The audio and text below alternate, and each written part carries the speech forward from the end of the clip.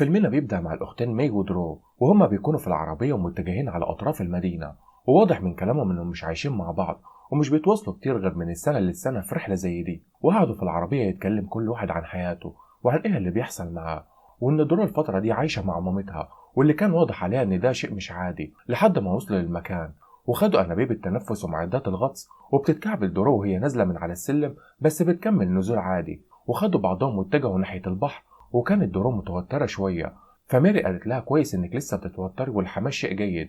وبيغوصوا بعدها في المية وبيبدأوا يتفرجوا على الأعماق ويسترخوا في المية، وبينزلوا على العمق في المية أكتر وأكتر. وبتفضل درو تجرب جهاز اللاسلكي وتهزر، وكانت فرحانة جدا. وشغلوا كشافاتهم لما نزلوا عمق أكبر علشان الدنيا بقت ضلمة جدا، ولقوا كهف تحت المية ونزلوا متجهين ليه ودوروا على باب الكهف، وكان ضيق جدا لكنهم دخلوا فيه، وكان في جزء في الكهف فيه جزء هوا مفهوش مية، وكانوا خايفين لحسن يكون سام، ففضوا شوية هوا من الأنابيب في المكان ده علشان يجددوا الهوا اللي فيه. وبعدها طلعوا لفوق وقلعوا الماسكات علشان يريحوا شوية وسكتوا شوية. وبعدين درو سألت ماري وبتكون مستغربة مش عارفة إذا كانت مبسوطة بالرحلة ولا لأ، فقالت لها أنا مش عارفة أفهمك، أنا كل سنة اللي بقنعك بالرحلة دي ومش ببقى عارفة أفهم رد فعلك مبسوطة ولا لأ، وبتكون عاوزة تيجي. فبتعتذر لها ماري إنها مش عارفة تبين لها اللي جواها، لكن أنا بقرر عايزاه أجي. فردت عليها درور وقالت لها مش قصدي انتقدك، بس انت عملت بعد لما مشيتي. فلبسوا الماسكات ونزلوا، وكانت ماري سابقاها بحبة، وفضلت درور تنادى عليها فسكتت ماري شوية وقالت لها سامعة اللي انا سامعاه. وفجأة حصل زي انهيارات صخرية وبدأت تقع عليهم في المية، فماري قالت لدرور روحي ناحية الجدار بسرعة، وفضلت الصخور تقع عليهم. ولما هديت بصت درور ليها وما لقتش ماري، وقعدت تنادى عليها وتسألها هي فين، وشغلت الكشافات وقررت تنزل في الأعماق تدور عليها. وطلعت بكرة حبل ربطتها في صخرة علشان تعلم بيها الطريق اللي بتمشي علشان تبقى تعرف ترجع. وقالت لماري في المايك انا هقفل الكشاف وانت شغلي الكشاف لو سمعاني. وفضلت مستنية شوية لكن مفيش اي كشاف اشتغل، وفضلت تنزل اكتر. وفجأة سمعت ماري بتنادى عليها لكن الصوت مشوش جدا، وفضلوا يحاولوا لحد ما سمعوا بعض. وقالت لها ماري ترجع تاني للجدار وهي هتشرح لها مكانها فين من الجدار، لكن هي بتكون علقة ما بين الصخور. فلما جت ترجع درو وقعت البقرة اللي المفروض معلمة بيها الطريق، ففضلت تدور عليها لحد ما لقيتها ورجعت درو للجدار ومشت على حسب كلام ماري. وفعلا وصلت لها ماري ورجلها بتكون محشورة بين الصخور، وحاولوا كتير يزقوا الصخور من عليها لكنها كانت تقيلة جدا ومعرفوش يطلعوها من تحت الصخور. فحاولت درو تشدها جامد ولكنها معرفتش برضه، فبدأت درو تخاف وتتوتر، وده طبعا بيخلص الأكسجين اللي معاها أسرع. فميري طلبت من درو تهدى وإنها لازم تعتمد على نفسها وتتماسك وإنها تحاول تساعدها، وقالت لها لازم تطلع على البر تاني تطلب المساعدة من حد وتجيب أنابيب أكسجين من فوق اللي سايبينها على الشط، وكمان تجيب رافعة من العربية علشان يرفعوا الصخور. وميري قالت لدرو إن الهواء اللي معاها يقدر يكفيها 25 دقيقة، وهتحاول تهدى وما تتنفسش بسرعة وهتحافظ على نفسها لحد ما تيجي. وطلبت من درو تظبط ساعتها على 20 دقيقة، وأول ما يخلصوا لازم تنزل بسرعة علشان الأكسجين هيكون خلص معاها. وبعدها طلعت درو وفضلت ميري تقول لنفسها الكلام ده علشان تهدي نفسها من الخوف، لكن كانت بتيجي في دماغها ذكريات ليها وهي صغيرة وبتكون بتحاول ما تفتكرهاش وتقول لنفسها ما تفتكريش ما تفتكريش. في نفس الوقت ده وصلت درو للسطح وعامت لحد الشاطئ، لكن لما راحت تدور على الشنطة والأنابيب الأكسجين بتاعتهم لقت إن الصخور وقعت عليهم وردمتهم. وحاولت ترفع صخور كتير لكن معرفتش تظبط ساعتها على 20 دقيقة زي ما ميري قالت لها بالظبط. وافتكرت اختها قالت لها ان كان في انابيب اكسجين في العربيه والرافعه في شنطه العربيه وهاتيهم. فطلعت على الجبل مكان ما سابوا العربيه بسرعه، ولان المفاتيح في الشنطه اللي اتردمت عليها بالصخور اضطرت تكسر ازاز العربيه بصخره علشان تسحب انابيب الاكسجين، لكنها مش عارفه تفتح شنطه العربيه من غير المفتاح. وحاولت وفكرت انها تفتحها بسكينه ولكن مفيش اي فايده، وبتقعد تقطع الكنبه اللي ورا في العربيه علشان توصل للشنطه من جوه، لكنها بتكون مقفوله برضه. بس بتلاقي خريطه معاهم وفي بيت قريب منها على الخريطة، بس ما كانش فاضل غير 8 دقايق بس ولسه هتنزل الجبل علشان تجهز للغطس. فخدت الأنابيب ونزلت واتكعبلت برضه وهي نازلة وحاولت بسرعة تلحق الوقت.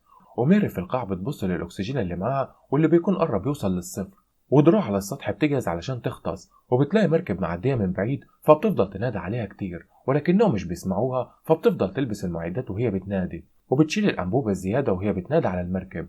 وبتبص على الوقت وبتلاقي فاضل دقيقة بس، فبتضطر تغطس وبتحاول محاولة أخيرة وبتنادى على المركب قبل ما تغطس. فبتفلت منها أنبوبة الأكسجين اللي نازلة بيها لأختها وبتقع منها في القاع، فبتقلع ميري الماسك الكامل للوش وبتلبس النص علشان تستخدم التنفس الخارجي واللي بتقدر تشيله وتحطه كل شوية، فتعرف تتحكم في معدل تنفسها لكن من غير نتيجة. وبيخلص الأكسجين ودرو لسه ما وصلتش، وبتسيب ميري جهاز التنفس الخارجي، لكن بتوصل درو في الوقت ده وهي لابسة الماسك الكامل. ودرو بتلحق بسرعة ميري قبل ما كان نفسها هيروح منها، وبتديها جهاز التنفس الخارجي المتصل بنفس الأنبوبة بتاعتها. ودرو طلبت من ميري تهدى واطمنت عليها وقالت لها إنها وقعت الأنبوبة اللي كانت نازلة بيها، بس قالت لها هي مش عارفة وقعت فين منها، وهتروح تدور عليها وتجيبها وهي مش بعيد من هنا، وهتسيب لها أنبوبة الأكسجين بتاعتها، وهتغطس درو غطس حر لحد ما تجيب الأنبوبة. فبتقلق ميري عليها جدا، لكن درو بتصمم وبتبدأ تخلع الأنبوب من على ظهرها، وبدأوا يقسموا عليهم التنفس من جهاز التنفس الخارجي لحد ما بقت جاهزة درو، وراحت تدور على الأنبوبة. وفضلت تدور عليها ما بين الصخور لحد ما لقيتها وراحت بيها لميري، وخدت نفسها بسرعة من جهاز التنفس الخارجي، ولبست الأنبوبة بتاعتها وركبت الماسك الكامل. وبعدها ركبت لميري الأنبوبة الجديدة، وميري لبست الماسك الكامل، وبدأت درو تشرح لها الوضع فوق، وإن الصخور وقعت على الشنطة، وإنها مش عارفة تجيب الرافعة، وإنها لقت بيت قريب من هنا على الخريطة ومركب وهتطلب منهم المساعدة. فميري سألتها عن بعد البيت، فدرو ردت عليها وقالت لها على بعد ميل واحد. فميري استكترت المسافة وطلبت منها تنسى حوار البيت ده ولازم تجيب الرافعة من شنطة العربية. وبعدها طلبت ميري وهي طالعة على السطح المرة دي لازم تقف في النص شوية علشان تظبط الضغط، لأنها فضلت على الأنبوب القديم بتاعها، فده ممكن يأثر عليها ويأثر على سرعة تسريب الهواء من الأنبوب. ولما تطلع على السطح لازم تحاول تصلحيه، ولازم تمشي دلوقتي وما ترجعيش من غير الرافعة. فطلعت درو مرة واحدة وما اهتمتش الكلام ميري وإنها لازم تقف في النص علشان تظبط الضغط، وده بعد ما قالت لها ميري لازم تقف على الأقل 5 دقايق، فخافت تضيع المركب. وفعلا أول ما وصلت للشط شالت الماسك ورجعت دم، وفي الآخر لقت المركب مشيت وسابت درو الأنبوب بتاعها ومحاولتش تصلحه زي ما ماري قالت لها. وطلعت بس حاولت تفتح شنطة العربية تاني لكن مفيش فايدة، فقررت تاخدها جري لحد البيت تطلب المساعدة من هناك، لكن محدش كان في البيت، ففضلت تدور على أي حاجة ممكن تساعدها تفتح بيها الشنطة لحد ما لقت شاكوش، فقررت تاخده وكتبت على خريطة كبيرة بقلب أحمر ساعدونا، وعملت على الخريطة مكانهم فين بالظبط وشرحت اللي حصل ليهم، وخدت بعضها ورجعت للعربية تاني.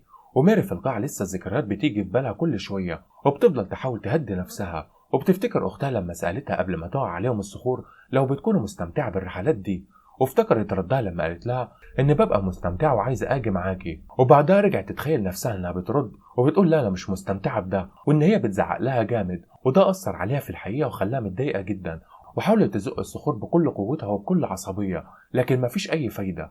وبنرجع بعدها للدرو واللي دخلت السكينة في مكان مفتاح شنطة العربية، وفضلت تضرب عليها بالشاكوش لكن السكينة اتكسرت وهي في العربية، فتعصبت جدا درو وبدأت تضرب في العربية بالشاكوش جامد، وما لقتش حل غير انها تزق العربية من على الجبل علشان تقع وتتخبط في الصخور فتتفتح الشنطة. وفعلا لما وقعت العربية اتفتحت الشنطة، لكن لما نزلت ما لقتش الرافعة في الشنطة، وما لقتش غير شنطة إسعافات أولية وبخاخ كاوتشات.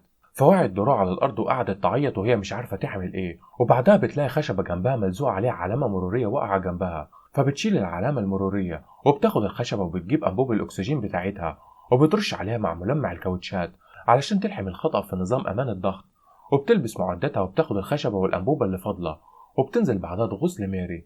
لكن ميري بتكون في حالة مش كويسة وبتقول لدرو إنها بدأت تشوف حاجات قدامها، ففهمتها درو إنها بدأت تهلوس بس بسبب النيتروجين، وطلبت منها تتمالك نفسها علشان تحاول تساعدها وترفع الصخور بالعصاية اللي كانت جايباها. وبدأوا يحاولوا يرفعوا الصخور لكن برضه مفيش فايدة، وبدأ الهواء يخلص في أنبوب درو، فاضطرت تلبس آخر أنبوب معاهم، لكن وهي بتحاول تفتح آخر أنبوب بتكتشف إنه مش شغال ومش راضي يفتح، فمي بتطلب منها ترجع لأنبوبها القديم بسرعة، وقرروا يرجعوا يحاولوا تاني. وفعلا المرة دي بدأوا يحسوا بالصخور بتتحرك، لكن فرحتهم ما كملتش والعصاية بتكون اتكسرت منهم، فسكتوا شوية وفقدوا الأمل هما الاتنين. وبدأت درو تكلم مي وتقول لها فكري قولي لي أعمل إيه، أنا مش عارفة أتصرف إزاي. وميري بترد وبتقول لها معرفش، مش عايزة أفكر ومش قادرة أركز. وبتصر درو على السؤال تاني وقالت لها بابا لو كان موجود كان عمل إيه، فبتتعصب ميري وبتقول لها معرفش. وبيظهر هنا إنه هي في نقطة ضعف ميري، باباهم المتوفي كانت متعلقة بيه جدا ووجود درو كان دايما بيفكرها بيه. وطلبت ميري من درو إنها تطلع خلاص وتسيبها، لكن فكرت درو شوية وقررت إنها تحط اللايف جاكيت بتاعها بين الصخرتين وتنفخ فيه فهيشتغل كوسادة هوائية ويبدأ يرفع الصخرتين بعدها. وفعلا بدأ اللايف جاكيت يتنفخ، لكن المنفخ كان مسرب فمعرفتش تكمل نفخ الجاكيت. فبدأت ميري تقنع درو تطلع وقالت لها أنا بحبك وعارفة إنك عملت كل حاجة تقدري تعمليها ودي مش غلطتك من البداية وما تحسيش بالذنب واطلعي. وقفت في النص علشان تخفف الضغط وطلعت. فبدأت درو تتأسف لميري كتير، لكنها قررت إنها ما تستسلمش، وقالت إن يمكن يكون في مركب ويمكن حد يشوف رسالتي، لكن طول ما حد على السطح في أمل إننا ننجو. لكن ميري كانت فاقدة الأمل تماما، وبتقول لها مفيش مركب هتنقذني خلاص. فقلعت درو الماسك والأنبوب وعامت لحد السطح تاني من غير ما تقف، وده أثر على قوتها ورجعت دم وفردت جسمها بعدها على الشط من التعب. وميري رجعت تهلوس تاني، وبتسمع كان في أغاني شغالة، وبتفتكر ذكرياتها مع أختها ووالدها. وبدأت بعدها دموعها تنزل، لكن فجأة بتظهر ليها درو من تاني، وهي معاها بخاخ الكاوتش وحجر كبير. وبتستخدم درو بخاخ الكاوتش في إنها تلحم المنفاخ، ورجعت تاني تفتح اللايف جاكيت. فحست ميري إن الصخرة بدأت تترفع، وحاولت درو ترفع الصخرة أكتر لحد ما أخيرا ميري نجحت إنها تطلع ما بين الصخرتين. لكن تأثير اختلاف الضغط على درو بدأ يظهر عليها وبدأت تفقد وعيها. فمسكتها ميري جامد وأخدتها للمكان في الكهف واللي كانوا فيه في الأول علشان تبدأ تخفف الضغط من عليها. وقررت ميري إنها تسيب درو في المكان ده لأن الهوا فيه مش كتير ومش عاوزة تستهلك الهوا معاها. وبتنزل تغوص حر للقاع تجيب الأنبوب اللي تحت واللي كان بايظ وبتحاول فيه حتى لو كسرته. وقالت لها عايزاك تكوني صامدة وما تستسلميش دلوقتي. وكانت درو في حالة صعبة جدا وبتنزل دم كتير من مناخيرها. ونزلت ميري للقاع وجابت الأنبوبة، لكن درو كانت بدأت تتخنق والهوا بينفذ من حواليها لحد ما فقدت الوعي خالص. لكن وصلت ليها ميري ومسكت طوبة علشان تكسر أنبوب الأكسجين، وفضلت تحاول لحد ما كسرتها فعلا. وراحت لدرو وحاولت تعمل لها إسعافات أولية علشان تفوقها، وكان باين جدا خوفها وقلقها على أختها. ولما فاقت ميري فرحت جدا وإنهم نجحوا يجتازوا ده، وقالت لدرو هنفضل هنا شوية علشان تعرفي تقاوم الضغط، وبعدها هنطلع فوق، والسنة اللي جاية أنا اللي هختار المكان اللي هنغطس فيه. وأخيرا الاتنين وصلوا للشط وحضنوا بعض جامد. ولحد هنا بيخلص الفيلم، فما تنسوش تعملوا لايك للفيديو واشتراك في القناة، وده علشان يوصل لكم أقوى ملخصات الأفلام.